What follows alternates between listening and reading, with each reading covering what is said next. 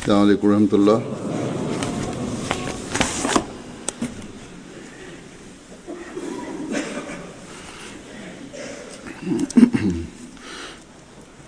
अशहदु अल्ला इलाहा इल्लल्लाह वहदहु ला शरीका लहु वअशहदु अन्ना मुहम्मदन अब्दुहु व रसूलुहु अम्मा बादु फ़अऊज़ु बिल्लाहि मिनश शैतानिर रजीम।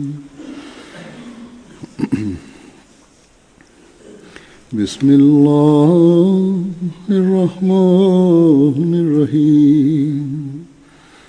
अल्हम्दुलिल्लाहि रब्बिल आलमीन अर्रहमानिर रहीम मालिकि यौमिद्दीन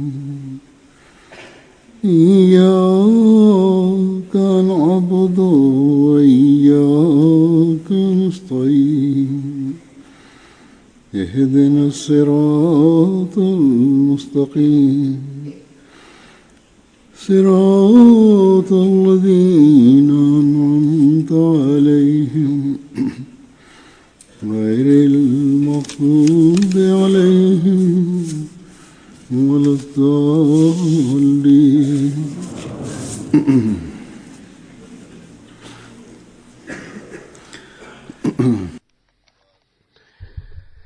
ইনশাআল্লাহ দুদিন পর নববর্ষের সূচনা হবে।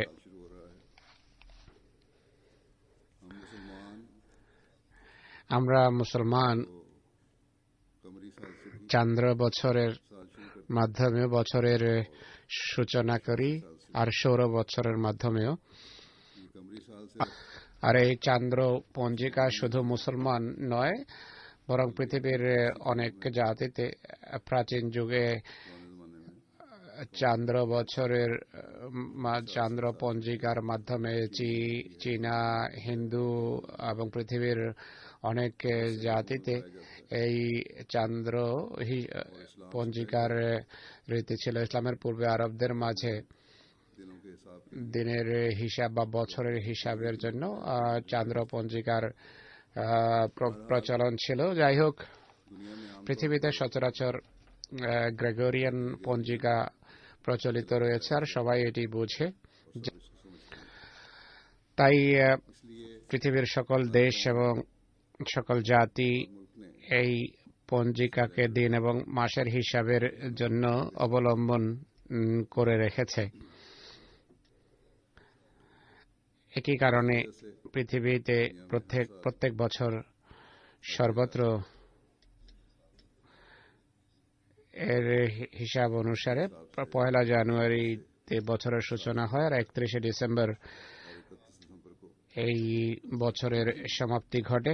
যাই হোক, বছর আসে, 12 মাস অতিবাহিত হওয়ার পর বছর শেষ হয়ে যায়। চান্দ্র পঞ্জিকার বছর হোক বা গ্রেগরিয়ান পঞ্জিকার বছর হোক না কেন,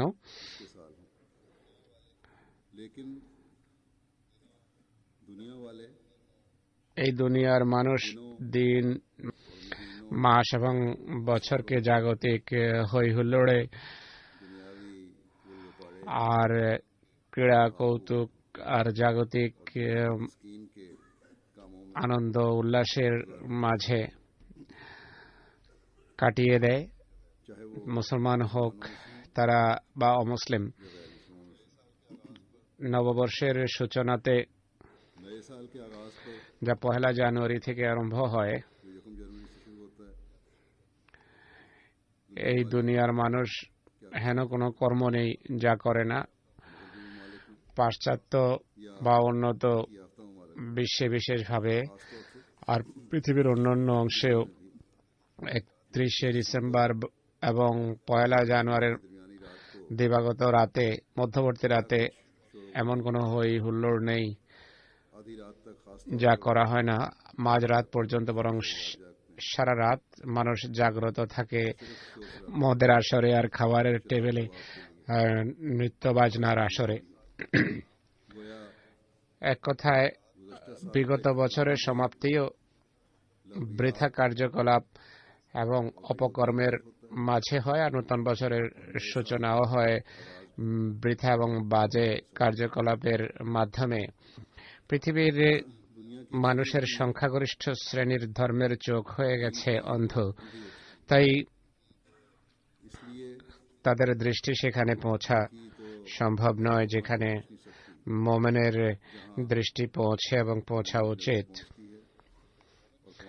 একজন মোমেনের মহিমা मोमिन की शान হল तो ये है कि ना এই সমস্ত इन लगवियात से बचे বৃথা কার্যকলাপ এড়িয়ে চলা, বরং আত্মজিজ্ঞাসা করা উচিত তার যে তার জীবনে একটা বছর की जिंदगी में এসেছে এবং চলে গেছে, और गुजर गया। এতে বা বছর আমাদের কি हमें क्या देकर দিয়ে গেল আর কি নিয়ে গেল, বা আমরা কি পেলাম আর কি হারালাম। हमने इस साल में क्या खोया और क्या पाया, একজন মোমেন क्या কি জাগতিক দৃষ্টিকোণ থেকে दुनियावी लिहाज से देखना है, দেখবে যে বছর সে কি হারিয়েছে আর কি পেয়েছে, उसने क्या खोया और क्या पाया, তার জাগতিক অবস্থায় বৈশ্বিক অবস্থায় কি बेहतरी पैदा हुई ইতিবাচক या পরিবর্তন এসেছে এটি দেখবে, নাকি আধ্যাত্মিক দৃষ্টিকোণ থেকে দেখবে যে কি হারালো আর কি পেল। और अगर যদি ধর্মীয় এবং আধ্যাত্মিক দৃষ্টিকোণ থেকে দেখতে হয় से देखना है তাহলে কোন মাপকাঠিতে সে তা যাচাই করবে, यार पर रख कर देखना যেন এটি জানতে পারে বুঝতে পারে যে কি হারালো আর কি পেল। क्या खोया और আমরা আহমদিরা সৌভাগ্যবান अहमदी যে खुशकिस्मत हैं যাদেরকে খোদা তাআলা कि মসিহে মাউদ এবং প্রতিশ্রুত মাহদিকে মানার তৌফিক দিয়েছেন, जिन्होंने যিনি আমাদের সামনে আল্লাহ তাআলা এবং তাঁর রাসূলের শিক্ষার रसूल की तालीम সার जोड़ या खुलासा এবং নির্যাস রেখে দিয়েছেন, আর আমাদেরকে বলেছেন যে তোমরা এই মাপকাঠি तुम इस मायार যদি সামনে রাখো তাহলে तो तुम्हें पता चले জানতে পারবে যে তোমরা নিজেদের জীবনের লক্ষ্য পূর্ণ করেছো, অর্জন করেছো বা অর্জনের চেষ্টা করেছো। যদি এই মাপকাঠি সামনে রাখো তাহলে সত্যিকার মোমেন গণ্য হতে পারো। এই শর্তগুলো যদি অনুসরণ করো তাহলে সঠিকভাবে तो सही तौर पर নিজেদের ইমানকে যাচাই করতে পারবে। ईमान को परख सकते हो। প্রত্যেক हर अहमदी से আহমদের নিকট থেকে তিনি বয়াতের অঙ্গীকার নিয়েছেন, शहद बैत में আর এই অঙ্গীকারে বয়াতের শর্তাবলী আমাদের সামনে রেখে আমাদেরকে এটা কর্মপন্থা দিয়েছেন। जिस पर अमल আর এই কর্মপন্থার প্রতিটি দিন, প্রতিটি সপ্তাহ, প্রতিটি মাস আর हर महीने প্রতিটি বছর और हर साल আত্মজিজ্ঞাসার जायजा लें এবং আত্মবিশ্লেষণের এক প্রত্যাশা আহমদের কাছে ব্যক্ত করেছেন। অতএব আমরা বছরের हम साल শেষ রাত আর নববর্ষের और नए साल সূচনা আত্মজিজ্ঞাসা, আত্মবিশ্লেষণ এবং দোয়ার মাধ্যমে যদি করে থাকি তাহলে আমাদের পরিণতি শুভ হবে। আর যদি আমরাও বাহ্যত শুভেচ্ছা জানাই আর জাগতিক কথাবার্তার মাধ্যমে নববর্ষের সূচনা করি তাহলে আমরা বাস্তবে হারাবো অনেক কিছু আর কিছুই পাবো না, বা পেলেও যৎসামান্য। या बहुत थोड़ा দুর্বলতা যদি থেকে যায় আর আমাদের আত্মবিশ্লেষণে আমরা যদি আশ্বস্ত হতে না পারি नहीं दे रहा या तसल्ली नहीं दिला रहा था তাহলে আমাদের এই দোয়া করতে হবে যে तो ये दुआ हमें करनी चाहिए আল্লাহ তাআলা कि अल्लाह ताला हमारा আমাদের আগত বছর যেন বিগত বছরের ন্যায় আধ্যাত্মিকতার ক্ষেত্রে দুর্বল না হয়, বরং আমাদের প্রতিটি পদক্ষেপ পদচারণা যেন খোদার সন্তুষ্টির লক্ষ্যে উঠে আমাদের প্রতিটি দিন যেন রসুলের हमारा हर दिन আদর্শে অতিবাহিত দিন হয়। सल्लल्लाहु अलैहि वसल्लम আমাদের দিবারাত্র हमारे হযরত মসিহ মউদ আলাইহিসসালামের সাথে কৃত বয়াতের অঙ্গীকারের দিকে আমাদের নিয়ে যায়। সেই অঙ্গীকার वो আমাদের কাছে जो हमसे এই প্রশ্ন করে যে कि क्या हमने আমরা শিরক না করার অঙ্গীকার करने के हक को पूरा किया। পালন করেছে কিনা। প্রতিমা সূর্য চন্দ্রকে পূজা করার শিরক নয়, বরং মহানবী সাল্লাল্লাহু আলাইহি ওয়াসাল্লামের উক্তি অনুসারে সেই শিরক যা কর্মের ক্ষেত্রে প্রদর্শন এবং লোক দেখানোর শিরক। গোপন বা অপ্রকাশিত কামনা বাসনায় লিপ্ত হওয়ার শিরক। প্রশ্ন হলো আমাদের নামাজ, আমাদের রোজা, আমাদের সাদকা খায়রাত, আমাদের আর্থিক ত্যাগ স্বীকার, আমাদের সৃষ্টির সেবামূলক কর্ম, জামাতের কাজে আমাদের সময় ব্যয় করা खुदा ताला की रजा আল্লাহর সন্তুষ্টি অর্জনের পরিবর্তে আল্লাহ ভিন্ন অন্যদের সন্তুষ্ট করা বা লোক দেখানোর উদ্দেশ্যে ছিল না তো। আমাদের হৃদয়ের সুপ্ত কামনা বাসনা কোথাও খোদার প্রতিদ্বন্দ্বিতায় দণ্ডায়মান হয়নি তো। এর ব্যাখ্যা হযরত মসিহ মউদ আলাইহিসসালাতু ওয়াসসালাম এভাবে করেছেন যে তৌহিদ কেবল মৌখিকভাবে লা ইলাহা ইল্লাল্লাহ বলাকে বলে না আর হৃদয়ে থাকবে সহস্র সহস্র মূর্তি প্রতিমা, বরং যে ব্যক্তি নিজের কর্ম, নিজের পরিকল্পনা আর প্রতারণাকে খোদার মতোই গুরুত্ব দিয়ে থাকে বা কোনো মানুষের উপর সেইভাবে ভরসা করে যেভাবে আল্লাহর উপর নির্ভর করা উচিত, বা নিজেকে সেই গুরুত্ব দেয় যা খোদা তাআলাকে দেয়া উচিত, এমন সকল পরিস্থিতিতে খোদার দৃষ্টিতে সে প্রতিমা পূজারী। অতএব এই মানদণ্ড দৃষ্টিতে রেখে আত্মজিজ্ঞাসা করা আবশ্যক। এরপর এই প্রশ্ন আসবে যে আমাদের বছর কি সম্পূর্ণভাবে মিথ্যা থেকে মুক্ত হয়ে 100% সত্যের উপর প্রতিষ্ঠিত থেকে অতিবাহিত হয়েছে কিনা, অর্থাৎ এমন মুহূর্তে যখন সত্যের বহির্প্রকাশে নিজের ক্ষতি হওয়ার আশঙ্কা দেখা দেয়, তারপরও সত্যকে বিসর্জন না দেয়া। মুসলিম ইসলাম এর মানদণ্ড যা নির্ধারণ করেছেন তা হল যতক্ষণ মানুষ প্রবৃত্তির সেই সকল কামনা বাসনার সাথে সম্পর্ক ছিন্ন না করবে যা মানুষকে সত্য বলা থেকে বিরত রাখে, ততক্ষণ সে সত্যবাদী আখ্যায়িত হতে পারে না। সত্য বলার গুরুত্বপূর্ণ স্থান এবং কাল সেটি যখন প্রাণ, সম্পদ এবং সম্মান হুমকির সম্মুখীন থাকে। এরপর এই প্রশ্ন আসে যে আমরা কি নিজেদের এমন উপলক্ষ থেকে দূরে রেখেছি যার ফলে হৃদয়ে নোংরা ধ্যান ধারণা দানা বাঁধতে পারে, যেমন আজকের যুগে টেলিভিশন, ইন্টারনেট ইত্যাদিতে এমন অনুষ্ঠানমালা যা চিন্তাধারাকে কলুষিত করার কারণ হয়, এগুলো থেকে কি নিজেদের মুক্ত রেখেছি? যদি এসবের মাধ্যমে নোংরা চলচ্চিত্র এবং অনুষ্ঠানমালা দেখে থাকি, তাহলে আমরা বয়াতের অঙ্গীকার থেকে বিচ্যুত হয়েছি আর আমাদের অবস্থা সত্যি বিপজ্জনক। কেননা এসব বিষয় এক ধরনের বেবিচারের দিকে মানুষকে নিয়ে যায়, আকৃষ্ট করে। এরপর প্রশ্ন উঠবে যে আমরা কামলোলুপ দৃষ্টি থেকে নিজেকে রক্ষা করার চেষ্টা করেছি কি আর করছি কি?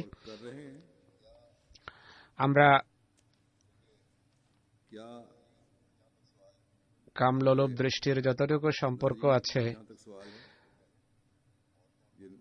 এই নির্দেশ নরনারী উভয়ের জন্য যে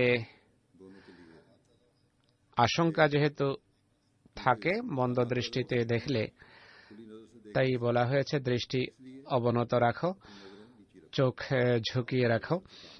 এরপর প্রশ্ন উঠবে, আমরা কি পাপাচারিতা এবং দুরাচারিতামূলক প্রতিটি কর্ম থেকে এবছর মুক্ত থাকার চেষ্টা করেছি? মহানবী সাল্লাল্লাহু আলাইহি ওয়াসাল্লাম বলেছেন, মোমেনকে গালি দেয়া পাপের শামিল। যখন ঝগড়া বিবাদ হয় তখন মানুষ কঠোর এবং অপছন্দনীয় শব্দ বলে বসে। এক মোমেন যদি অপর মোমেনের সাথে এমন করে তাহলে এটি পাপ বিশেষ বা অবাধ্যতা, যার সাথে হোক না কেন এটি একটি পাপ।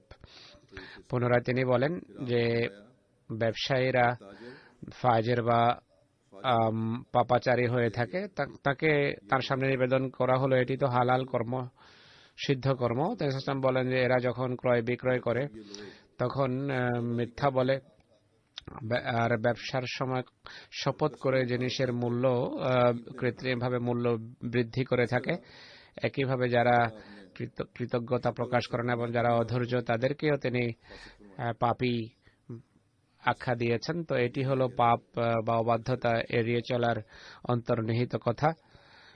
এরপর আমাদের নিজেদের যে প্রশ্ন করতে হবে তা হলো, আমরা নিজেদের সকল জুলম এবং অন্যায় থেকে বিরত রেখেছি কিনা, অন্যায় করা থেকে বিরত ছিলাম কিনা। মহানবী সাল্লাল্লাহু আলাইহি ওয়াসাল্লাম বলেছেন যে কারো এক হাত ভূমি জবরদখল করা বা কারো একটি কঙ্কর পাথর বা পাথরের কোন টুকরা কঙ্কর অন্যায়ভাবে হস্তগত করা হলো জুলম। তো এই মানদণ্ডে আমাদের নিজেদেরকে যাচাই করতে হবে। এরপর আরেকটি প্রশ্ন যা করতে হবে নিজেদের তা হলো সকল প্রকার বিশ্বাসঘাতকতা বা দুর্নীতি থেকে নিজেদের আমরা মুক্ত রেখেছি কিনা। তিনি সাল্লাল্লাহু আলাইহি ওয়াসাল্লাম বলেন, সে ব্যক্তির সাথে বিশ্বাসঘাতকতা করো না যে তোমার সাথে বিশ্বাসঘাতকতা করে। এই হলো মানদণ্ড।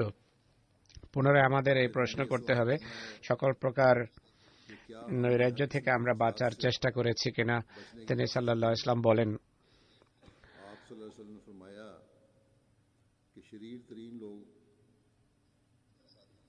চরম দুষ্কৃতকারী হলো পাপিষ্ঠ, আর এরা এটি করে চুগলখড়ির মাধ্যমে, অর্থাৎ এখানকার কথা সেখানে, সেখান কথা এখানে বলে বেড়ায়। যারা পরস্পর ভালোবাসে তাদের সম্পর্ক বন্ধন যে নষ্ট করে সেও ফাসাদি বা পাপিষ্ঠ এবং অবাধ্য। যারা অনুগত, যারা এতায়াতকারী, ব্যবস্থাপনার প্রতিটি কথা যারা মান্যকারী বা ধর্মের প্রতিটি নির্দেশ যারা মান্যকারী, তাদের কোনো অন্যায় কাজে লিপ্ত করার তারা চেষ্টা করে বা পাপে লিপ্ত করার যারা চেষ্টা করে, যে চেষ্টা করে সে ফাসাদি বা নৈরাজ্যবাদী। তো এই হলো নৈরাজ্যের পরিচয় বা ফাসাদ এড়িয়ে চলার মাধ্যম। এরপর প্রশ্ন দাঁড়াবে যে সকল প্রকার বিদ্রোহ পূর্ণ আচরণ আমরা বর্জন করি কিনা। আরেকটি প্রশ্ন যা আসবে তা হলো, আমরা প্রবৃত্তির কামনা বাসনার বশীভূত হচ্ছে না তো। আজকের যুগে যখন সর্বত্র নির্লজ্জতার রাজত্ব, রিপুর এসব তাড়নাকে পরাভূত করাও এক প্রকার জেহাদ।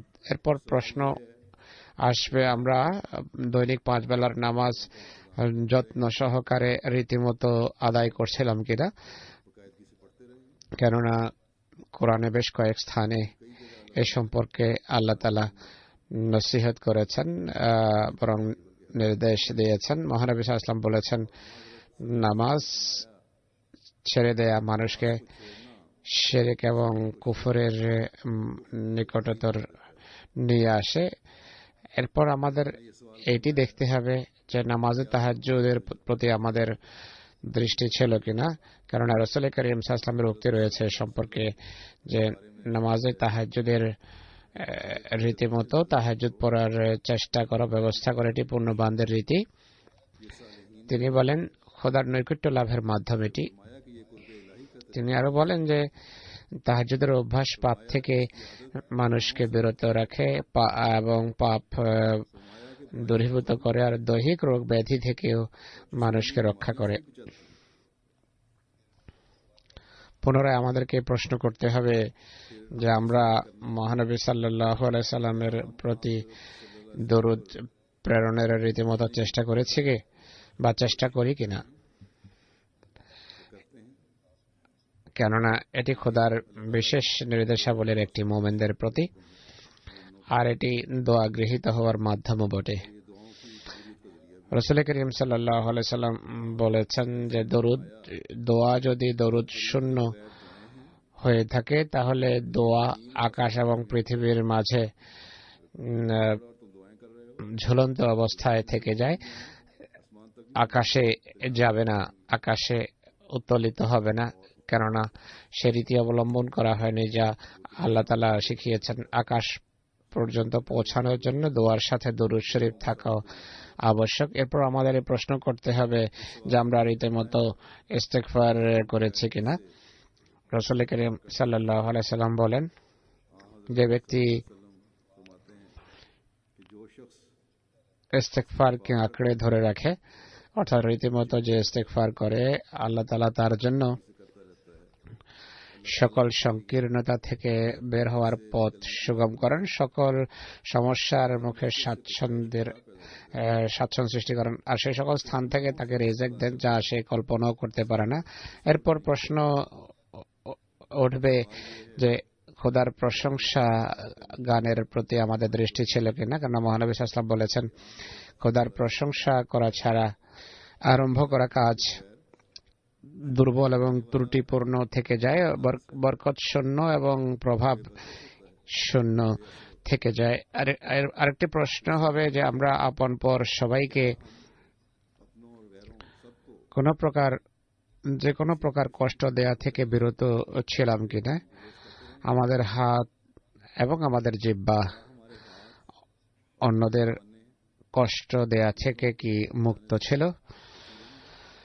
আমরা মার্জনা এবং ক্ষমার আচরণ করেছি কি, বিনয় এবং নম্রতা কি আমাদের স্বতন্ত্র বৈশিষ্ট্য ছিল, সুখ দুঃখ স্বাচ্ছন্দ্য অস্বাচ্ছন্দ্য সর্বাবস্থায় আল্লাহর সাথে কি বিশ্বস্ততার সম্পর্ক আমরা বজায় রেখেছি, কখনো কোনো অভিযোগ সৃষ্টি হয়নি তো হৃদয়ে আল্লাহর বিরুদ্ধে যে আমার দোয়া কেন গৃহীত হয়নি বা আমাকে কেন এই কষ্টের মুখে ঠেলে দেওয়া হলো।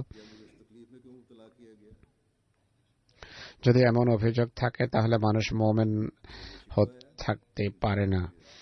আরেকটি প্রশ্ন হবে সকল প্রকার কুপ্রথা এবং কামনা বাসনা কলুষিত কথা সম্পূর্ণভাবে এড়িয়ে চলার চেষ্টা করেছে কিনা। রাসূল করিম সাল্লাল্লাহু আলাইহি ওয়াসাল্লাম বলেছেন এই যে কুপ্রথা এবং বেদাত তোমাদেরকে ভ্রষ্টতার মুখে ঠেলে দেবে, এগুলো থেকে নিজেকে মুক্ত রেখো। এরপর প্রশ্ন উঠবে যে কোরআন এবং রাসূল করিম সাল্লাল্লাহু আলাইহি ওয়াসাল্লামের শিক্ষা এবং নির্দেশাবলী পুরোপুরি অবলম্বনের চেষ্টা করেছি কি।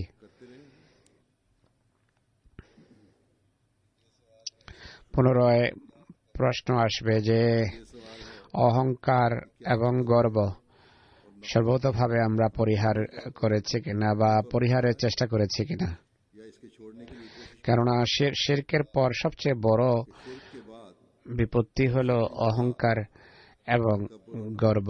মহানবী সাল্লাল্লাহু আলাইহি ওয়াসাল্লাম বলেছেন যে অহংকারী জান্নাতে প্রবেশ করবে না, আর অহংকার হলো মানুষের সত্যকে অস্বীকার করা, মানুষকে ইতর মনে করা এবং তুচ্ছ তাচ্ছিল্যের দৃষ্টিতে তাদেরকে দেখা এবং তাদের সাথে মন্দ আচরণ করা। এরপর এই প্রশ্ন আসবে যে উন্নত আচার ব্যবহারের সুমহান মানে উপনীত হওয়ার আমরা চেষ্টা করেছি কিনা, আমাদের মাঝে বিনয় নম্রতা এবং ধৈর্য সহ্য শক্তি আমরা সৃষ্টির চেষ্টা করেছি কিনা, মিসকিনদের মর্যাদা মহানবীর দৃষ্টিতে কত মহান। দেখুন, তিনি সাসামে দোয়া করতেন, হে আল্লাহ, আমাকে দীনতার মাঝে জীবিত রাখো, দীনতার মাঝে মৃত্যু দাও, আর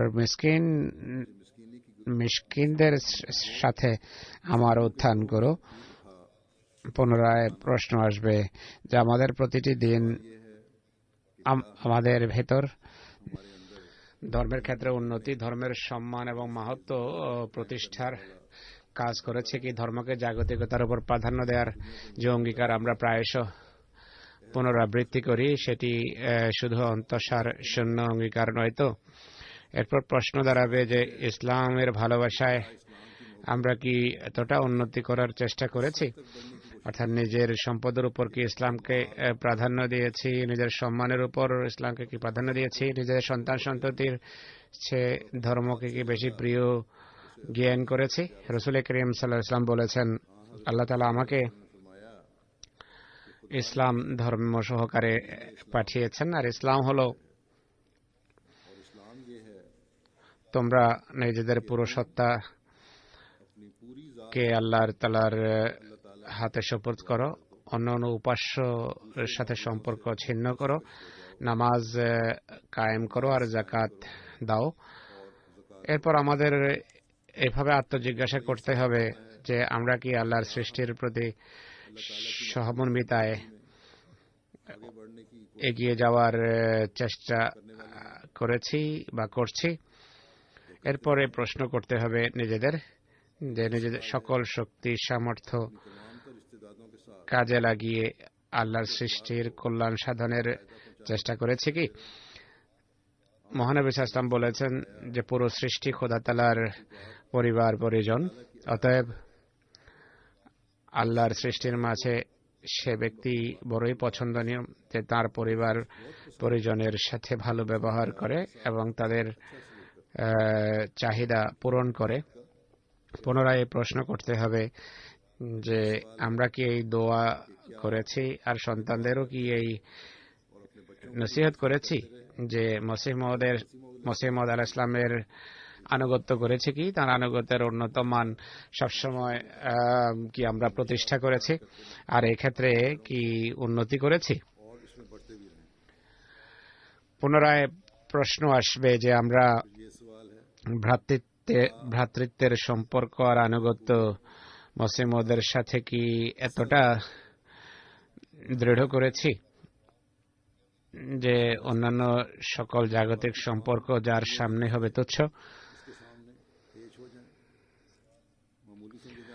এরপর প্রশ্ন আসবে আহমদিয়া খেলাফতের সাথে বিশ্বস্ততা এবং আনুগত্যের উপর প্রতিষ্ঠিত থাকা এবং এই ক্ষেত্রে উন্নতি করার জন্য কি সারা বছর আমরা দোয়া করেছি? নিজেদের সন্তান সন্ততিকে আহমদিয়া খেলাফতের সাথে সম্পৃক্ত থাকার এবং বিশ্বস্ততার সম্পর্ক বজায় রাখার জন্য কি দৃষ্টি আকর্ষণ করেছি আর এই উদ্দেশ্যে দোয়া করেছি যে তাদের মাঝে সেই মনোযোগ সৃষ্টি হোক? পুনরায় প্রশ্ন আসবে যে খলিফায়ে ওয়াক্ত এবং জামাতের জন্য রীতিমতো দোয়া করেছি কি? যদি বেশিরভাগ প্রশ্নের ইতিবাচক উত্তরের মাঝে বছর অতিবাহিত হয়ে থাকে তাহলে কিছু দুর্বলতা থাকার সত্ত্বেও আমরা অনেক কিছু পেয়েছি।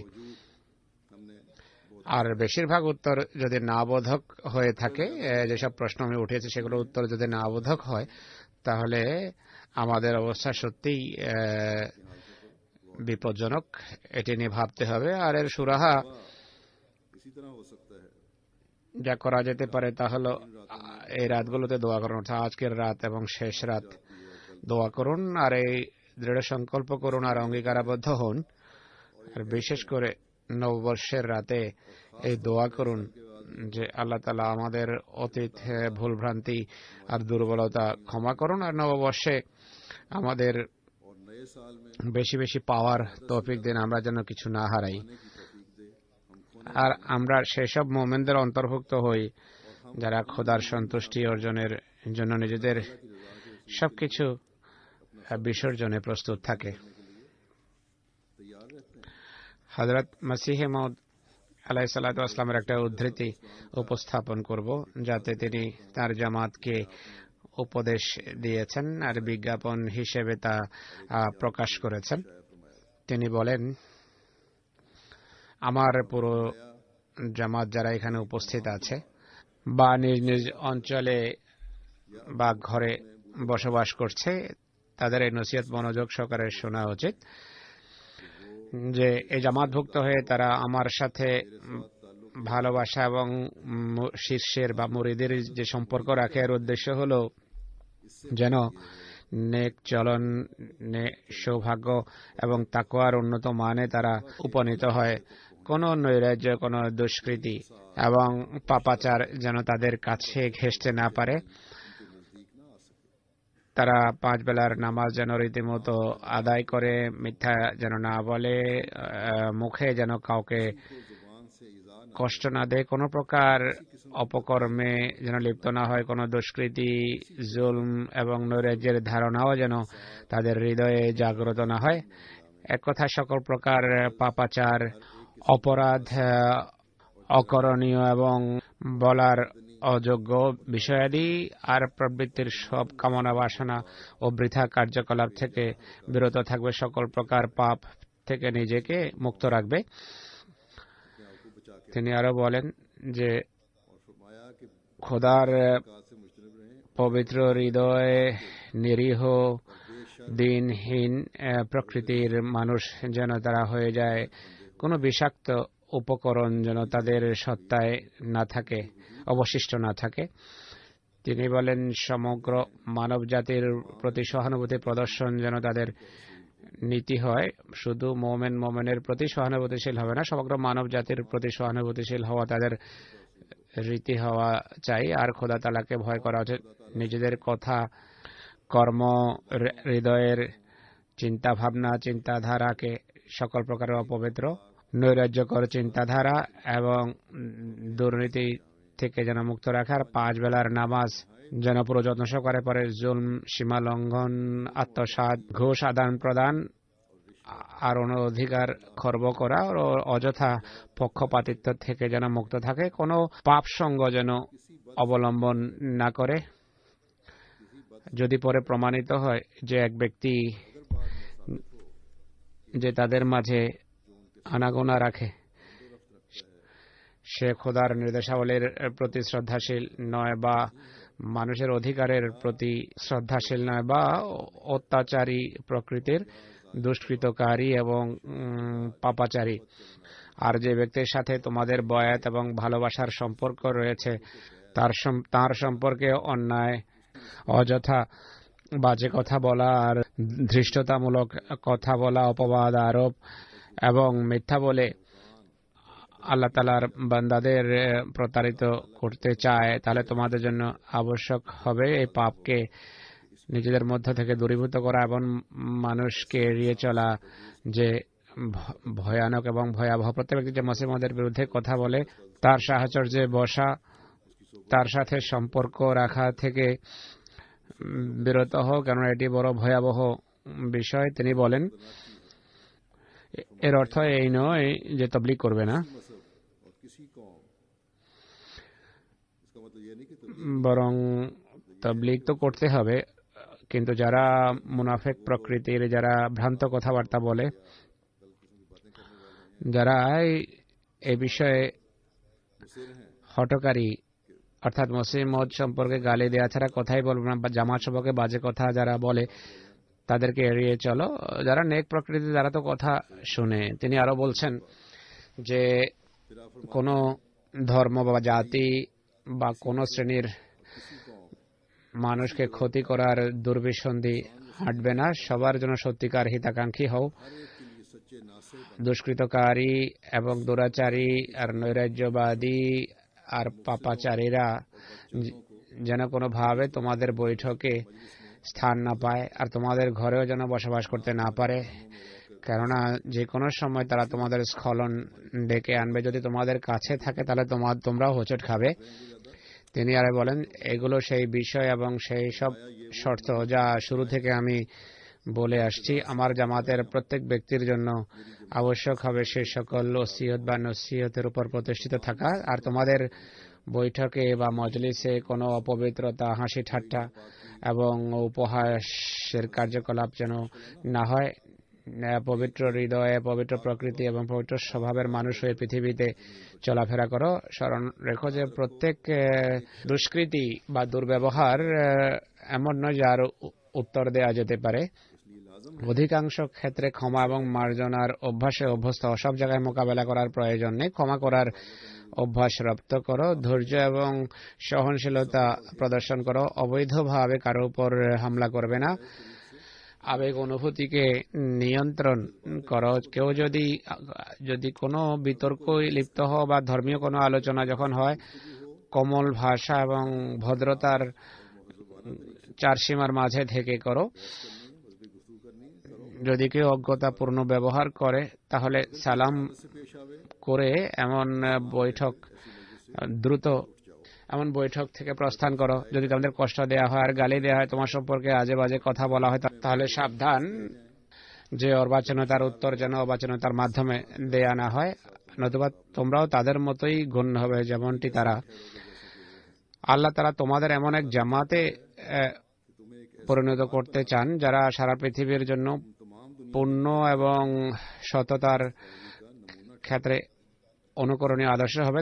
তাই নিজেদের মধ্যে থেকে এমন ব্যক্তিকে অচিরেই বহিষ্কার করো যে দুষ্কৃতি, নৈরাজ্য এবং পাপাচারিতার ঘৃণ্য দৃষ্টান্ত। যে ব্যক্তি আমাদের জামাতে বিনয়ে, পূর্ণ তাকওয়া, সহনশীলতা এবং নম্র ভাষা, কোমল প্রকৃতি এবং নেক স্বভাব নিয়ে থাকতে পারবে না, সে কালক্ষেপণ না করে আমাদের ছেড়ে দিক। কেননা আমাদের খোদা চান না যে এমন ব্যক্তি আমাদের মাঝে থাকুক। অবশ্যই দুর্ভাগ্য নিয়েই সে মরবে, কেননা সে নেক পন্থা অবলম্বন করেনি। তাই কার্যতই নেক হৃদয়ের, দিনহীন এবং মুত্তাকি হয়ে যাও। 5 বেলার নামাজ এবং নৈতিক চরিত্রের মাপকাঠিতে তোমাদের যাচাই করা হবে। যার মাঝে পাপের বীজ রয়েছে সেই নসিহতের উপর প্রতিষ্ঠিত থাকতে পারবে না। তিনি বলেন, তোমাদের হৃদয়ে যেন প্রতারণা মুক্ত হয়, তোমাদের হাত অন্যায় থেকে যেন মুক্ত থাকে, তোমাদের চোখ যেন অপবিত্রতার ঊর্ধ্বে থাকে, আর তোমাদের ভেতর সততা আর সৃষ্টির সহানুভূতি ছাড়া যেন অন্য কিছু না থাকে।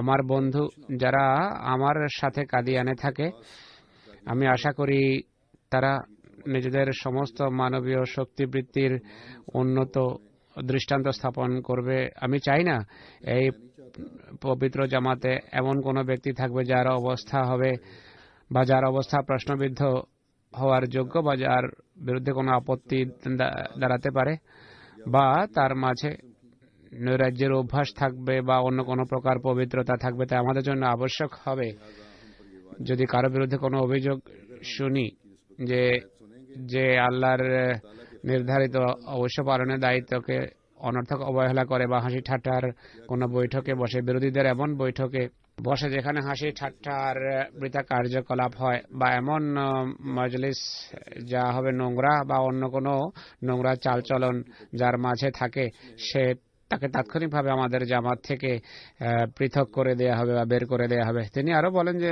আসল কথা হলো, একটি ক্ষেত যা কষ্ট করে প্রস্তুত করা হয় এবং ফসল লাগানো হয়, এতে আগাছার জন্ম হয় যা কাটার এবং জ্বালানোর যোগ্য। একইভাবে প্রকৃতির নিয়ম এটি চলে আসছে, যা থেকে আমাদের জামাত বাইরে থাকতে পারে না। আমি জানি যারা সত্যিকার অর্থে আমার জামাত ভুক্ত, তাদের হৃদয়ে আল্লাহ তাআলা এমন রেখেছেন যে তারা সহজাতভাবে পাপকে ঘৃণা এবং পুণ্যকে ভালোবাসে। আর আমি আশা রাখি তারা নিজেদের জীবনে বড় উন্নত আদর্শ মানুষের জন্য রেখে যাবে বা প্রকাশ করবে। আমরা হযরত মসিহ ইসলামের এই নসিহত এবং এই সতর্কবাণীকে সামনে রেখে নিজেদের জীবন অতিবাহিত করব। আল্লাহর কাছে আমার এই দোয়াই থাকবে, বয়াতের যে অঙ্গীকার আমরা করেছি তা আমরা যেন পালন করতে পারি, আমাদের জীবন যেন খোদার সন্তুষ্টির জন্যই অতিবাহিত হয়। আমরা আমাদের জীবন হযরত মসিহ ইসলামের ইচ্ছা এবং বাসনা অনুসারে নিজেদের জীবনের ভালো নমুনা এবং আদর্শ মানুষের সামনে যেন উপস্থাপন ও প্রকাশকারী হতে পারে। খোদা আমাদের ত্রুটি বিচ্যুতি ঢেকে রেখে আমাদেরকে পুরস্কারে ভূষিত করুন। হযরত মসিহ ইসলামের জামাতের জন্য যেসব সফলতা নির্ধারিত আছে তা যেন আমরা নিজেদের চোখে দেখি।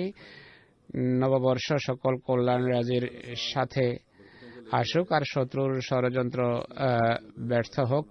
যেসব ষড়যন্ত্রে এরা সীমা ছাড়িয়ে যাচ্ছে জামাতের বিরোধিতায়, পাকিস্তানের আহমদি যারা এবছর কাদিয়ানের জলসায় যেতে পারেনি আর এ কারণে তারা দুঃখ ভারাক্রান্ত, খোদা তাদের পিপাসা নিবারণের ব্যবস্থা করুন। আলজেরিয়ার আহমদীদের সমস্যাবলী দূরীভূত করুন। তাদের অনেকের বিরুদ্ধে মিথ্যা মামলা মোকদ্দমা রয়েছে, তারা এখন কারাগারে বন্দী দশায় দিনাতিপাত করছেন, তাদেরকে জেলে রাখা হয়েছে। খোদা তাদের মুক্তির ব্যবস্থা এবং বিধান করুন। শত্রু যখন সীমালঙ্ঘন এবং অত্যাচারে সীমালঙ্ঘন করছে সেখানে আমাদের উচিত আমাদের অবস্থা খোদার সম্মতির অধীনস্থ করে দোয়ার উপর অধিক জোর দেয়া। আল্লাহ তাআলা আমাদেরকে তৌফিক দান করুন।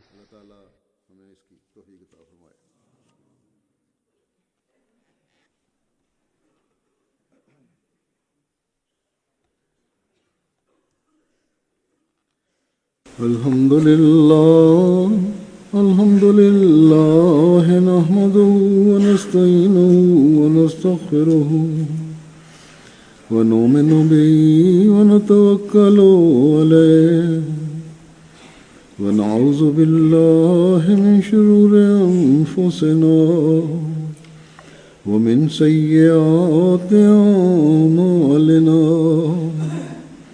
من يهده الله فلا مضل له ومن يضلل فلا هادي له ونشهد أن لا إله إلا الله ونشهد أن محمدا عبده ورسوله عباد الله رحمكم الله إن الله يأمر بالعدل والإحسان وإيتاء ذي القربى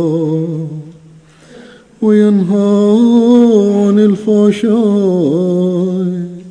والمنكر والبغي يعظكم لعلكم تذكرون اذكروا الله يذكركم وادعوه يستجب لكم ولذكر الله أكبر.